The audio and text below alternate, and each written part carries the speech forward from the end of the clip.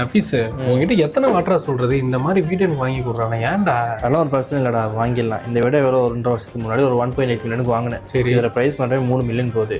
இதே லொக்கேஷன்ல இதே மாதிரி ப்ராப்பர்ட்டி இப்போ 60 லட்ச ரூபா கட்டணும்னால வாங்க முடியும். என்னடா சொல்ற? 60 லட்சம் கட்டினாலே போதுமா? டேய் 60 லட்சம் மட்டும் போதுமாடா? அப்ப மிச்ச காசுலாம் ஒன்றும் இல்லடா, வெறும் 35% வந்து நீ டியூரிங் கன்ஸ்ட்ரக்ஷன் பே பண்ண போற. அதுவும் 65% வந்து லோன் தான் போறேன். நானும் லோன் போய் தான் இந்த வீடு வாங்கினேன். அது மட்டும் இல்லாமல் இந்த வீடு வந்து பார்த்தீங்கன்னு சொன்னா அவனுக்கு ஃபுல்லி ஃபர்னிஷ்டாவே கொடுத்துட்றாங்க. ஏய் சூப்பரா இருக்கேடா. டேய் நஃபீஸ், வெறும் 60 லட்ச ரூபா தான் சொல்றேன், பட் ஐலாண்ட்ல இன்வெஸ்ட் பண்ண ரிட்டர்ன்ஸ் நல்லா கிடைக்குமா கிடைக்காதாடா? கண்டிப்பாக கிடைக்கும்டா. ஐலண்ட் ப்ராப்பர்ட்டிலாம் ஹியூஜ் அப்ரிசியேஷன் கொடுக்கும். எக்ஸாம்பிள் பார்த்தீங்கன்னு சொன்னால் பாம் ஜுமேரா, பாம் ஜபலி இந்த இன்வெஸ்ட் பண்ணவங்கலாம் இப்போ ஹைலி அப்ரிசியேஷன் பார்த்துட்டு இருக்காங்க.